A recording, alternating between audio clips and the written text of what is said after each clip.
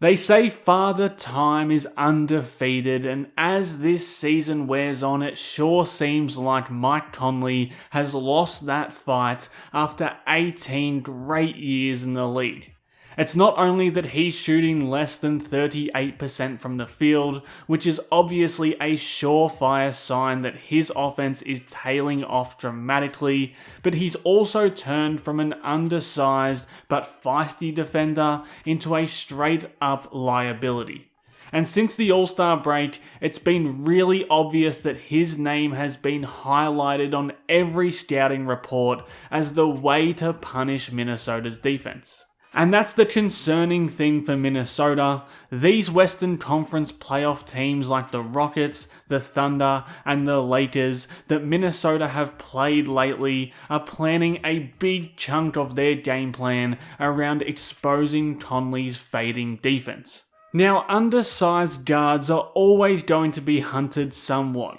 In today's NBA, there are so many big guards and big five-man lineups that it's not rare to see them going at someone with Conley's size and Conley's miles on the clock in isolation possessions, or bringing him up into ball screening actions to go at him alone on an island with a bigger and faster player. But it's been pretty troubling the other ways that these Western Conference contenders have been targeting Conley lately. Against Houston, it was taking him to the block with their big wings and bullying him at the rim. They try to get it early here, but even when they don't, Şengün flashes to the middle of the paint. That opens the spacing so McDaniels has to clear the rim, and Thompson can go and get better positioning to punish Conley on the block. That's a pre-planned thing we're seeing there. It's a distinct weakness in Minnesota's armor that these teams are hunting. Again, they're coming up the floor here, and the goal is always to go at Conley. Jalen Green doesn't find the mismatch here, but the aim of the possession doesn't change. Again they find Şengün, again the spacing is right, and now Thompson flashes to the middle to seal off the smaller defender and get more easy points. When there's a weak point in a defense, these well-coached teams will find it. This time they're cross-matched in transition, and there's that early post-up with an even bigger mismatch. Conley tries to front, the helpers need to come over, and it's easy pickings for Şengün off the pass.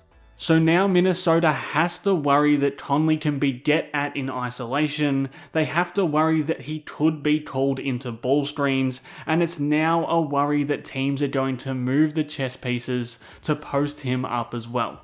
But then OKC come along and they add another element to that. They're going to try and get him into the middle of the floor.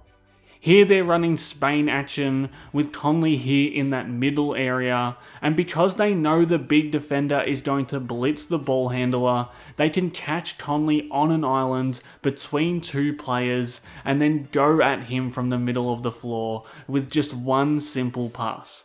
Again, great teams are going to find these things to pick at. When Minnesota are up at the level of the screen defensively, they're going to put Conley's man in the corner so he becomes the low man. Now when Terrence Shannon Jr. veers back to the big, Conley is left defending the rim from Jalen Williams attacking downhill, and he's just too small to defend that kind of action. And if they want to put Conley one pass away instead of the corner, his man is going to drift down to the baseline, pulling Conley again into the middle of the floor, so he's left on that island again. And even if he manages to get the stop, he's bulldozed so far out of the play that he can't impact the possession any further. So that's just another wrinkle to add to the list. It's hard to manage Conley's waning defense in isolation, on ball screens, now on post-ups, and now in the flow of the defense in the middle of the floor as well. And then Minnesota traveled to LA, and JJ Redick, one of the best play callers in the league, makes sure they murder Minnesota by putting Conley in play calling actions. So they go to this horns chin action over and over again. LA want to get Conley switching here onto Luka as he dives to the rim. They don't get it here, so they bring Conley into a ball screen.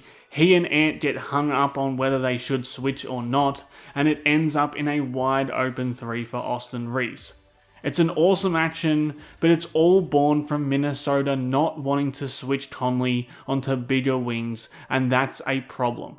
And it also starts to cause issues down the stretch in this game, because they cannot afford Conley to switch onto LeBron going toward the rim here, so McDaniels is over aggressive trying to get through the screen, and it's free throws in the bonus for the Lakers at a crucial time in the game. And then it's the same thing the next possession down the floor. The entry pass goes to the opposite side of Conley. They can't risk giving up this switch on the chin action, and Luka draws a soft foul, but one that comes because Minnesota is so worried about having their weak link exposed. And you can tell this was a concrete plan for LA, because this time Reeves calls Finney-Smith into the action instead because Conley's guarding him, and because they haven't been able to avoid the whistle on these switches, they just give it up this time, and while there's no foul right away, LeBron now has Conley housed on the block, and the Lakers get to the line anyway. If Minnesota do manage to do anything in the postseason this year, there's a massive chance they're going to play the Rockets, Thunder, or Lakers, so the fact those teams have an easy way home feels like a big problem, especially since head coach Chris Finch seems hell-bent on playing big minutes to Conley no matter the situation or the matchup disadvantage. There's absolutely no doubt that Conley has been an excellent stopgap point guard option for the Wolves since he arrived in Minnesota, but with his offense being hit and miss nowadays, and his defense becoming a serious problem for this defensive-minded team, it does feel like we're reaching the breaking point for how long his leash can be going forward, especially with Donte DiVincenzo returning from injury, and a number of Minnesota's young stars stepping up and filling crucial needs for this team. If you enjoyed this video and would like to help House and Growls grow, please consider supporting the channel through the link in the comments, subscribing, or giving this video a like.